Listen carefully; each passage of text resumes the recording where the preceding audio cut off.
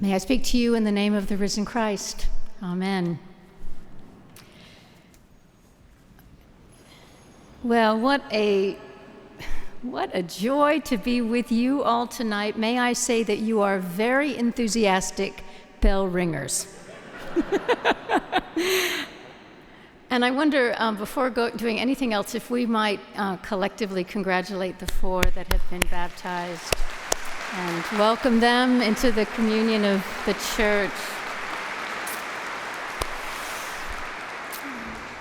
I'd like to begin. These are the words of a folk song written by Kate Campbell. It's one of my favorite Easter-ish songs.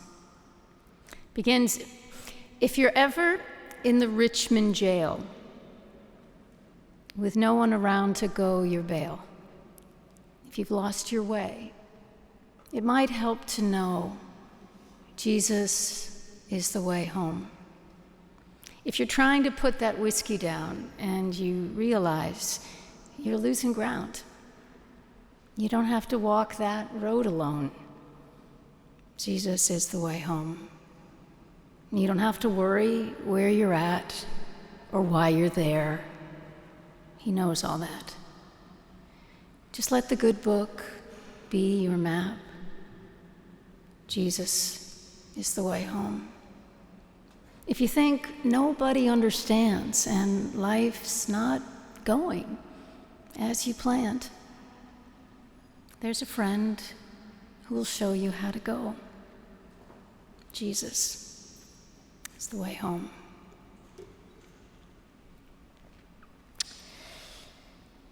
You know, as bishop, I worship in a different congregation every Sunday, and last week I was in a church in Bethesda.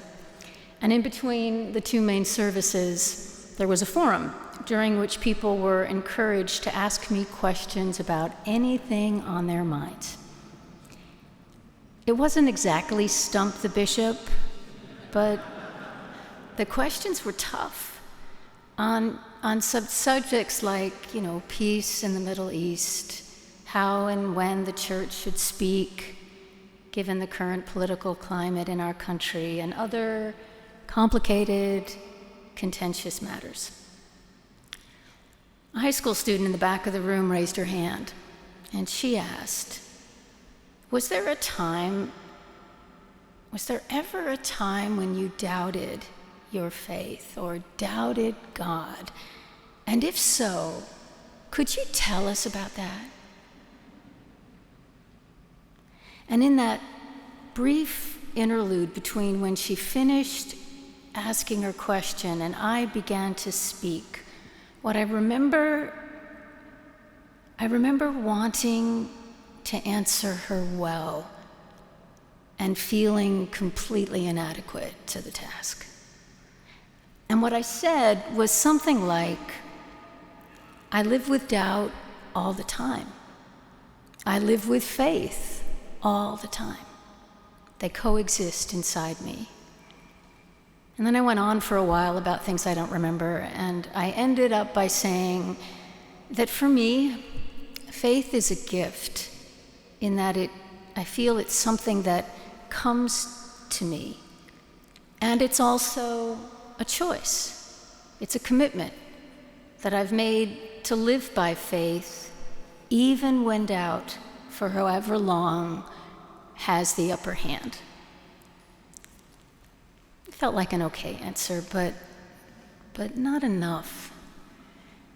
I've been thinking all week about this young woman and her question and wanting another go at it.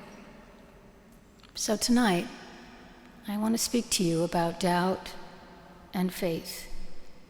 It's Easter Eve, for which our spiritual ancestors created this amazing worship experience so that we might consider the liminal space between Jesus' death and his resurrection. Our forebears, who were a lot closer to the actual events than we are, wanted us to pass through that space and feel the magnitude and the mystery of what we say, sometimes by rote on Sundays, Christ has died, Christ is risen. Christ is risen. Christ will come again. And I think our ancestors also knew that we would need a container, a spiritual container for our own liminal spaces. Those times when something in us or around us dies, and we have to live for a time in emptiness and grief and despair, or maybe we're in a season of physical suffering that won't let us go. And what this night reminds us is that after what seems like forever, there will be light on the horizon. From the ashes of what we've lost, new life will rise. And if we don't see that light, and if we don't feel that life, well, tonight we gather in the promise of that possibility because Christ is risen. And as it turns out, darkness and light coexist.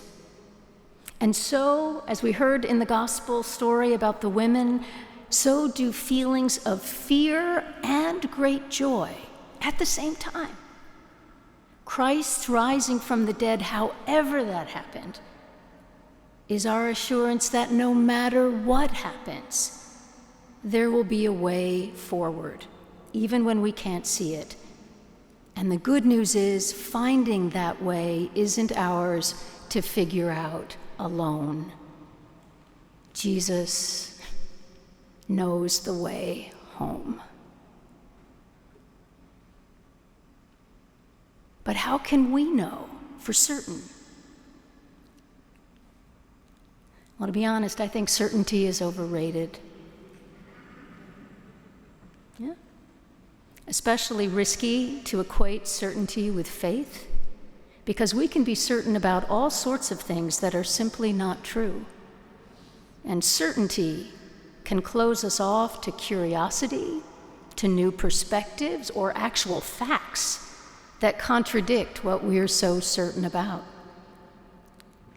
Anthony de Mello tells this story about a monk who died and was buried by his fellow monks in the tradition of their monastery, which was in the crypt on the back wall of their chapel. But after the funeral service, they heard noises from the other side of the wall. So they reopened the crypt, and the monk who died rose from his coffin and told them of his experience beyond the grave, which contradicted everything their tradition had taught them about life after death. So they put him back in the wall.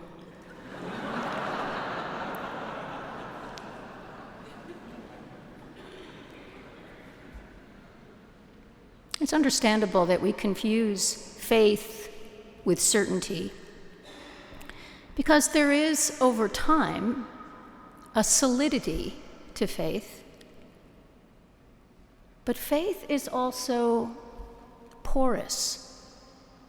It's humble in its appreciation of all that we cannot know or understand about God, about what it means to be human. And as the wondrous Kate Bowler points out in most of her writings and her podcast, we can't really understand the tragic and sometimes hilarious absurdity of our existence. Joy breaks through to us in moments of complete yet transitory wholeness in the midst of everything, she says.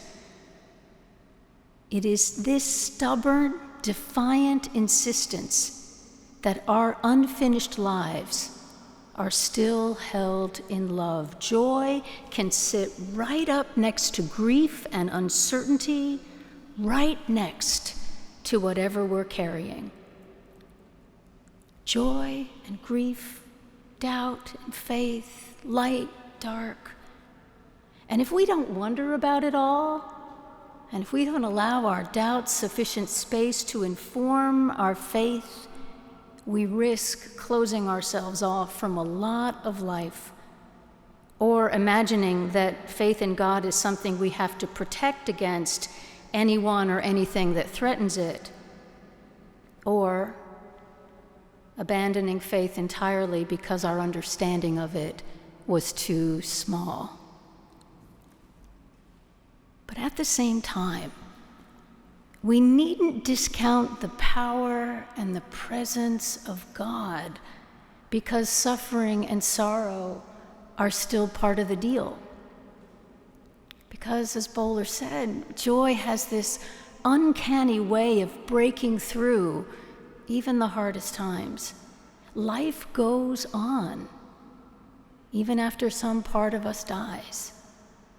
And new possibilities emerge, not in a wrap things up in a bow kind of way, but in unsuspecting, out of the blue ways. And always, always with the question at the heart of faith, which is Jesus' question to us. Will you trust me? Will you trust me? That's what faith is for me. Standing at the precipice of whatever impossible situation I'm dealing with, or feelings of failure, hearing or sensing the invitation to trust. Sometimes it's trust and let go. Other times it's trust and keep going.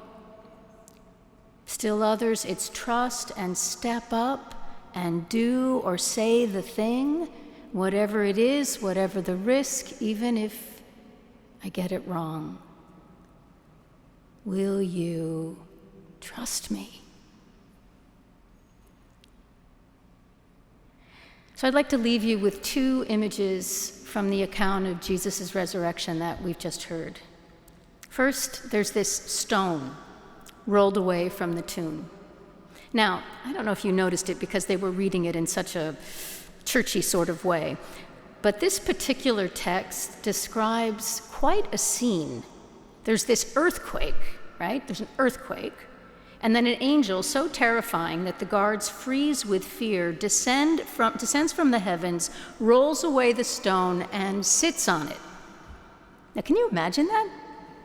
And then the angel says to the women who came to the tomb, "Oh, don't be afraid. Don't be afraid of the earthquake or me or the road. No, don't be afraid." Now, I must tell you that no other gospel mentions the earthquake. So it might just be that this author added it to that little flourish to impress us about what a big deal this was. But the fact that the stone was so large that it covered the entrance of the tomb, that's in all four.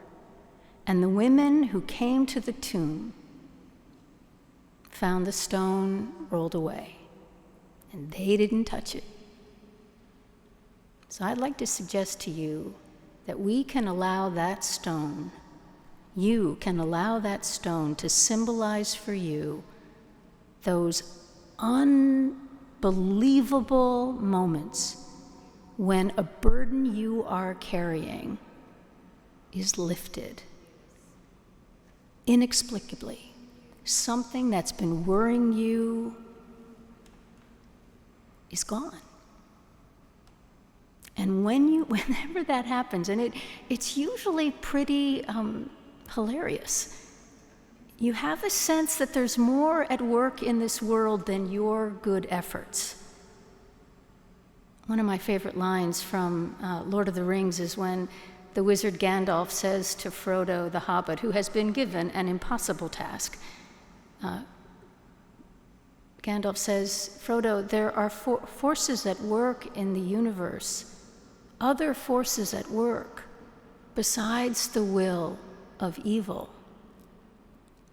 There are forces at work.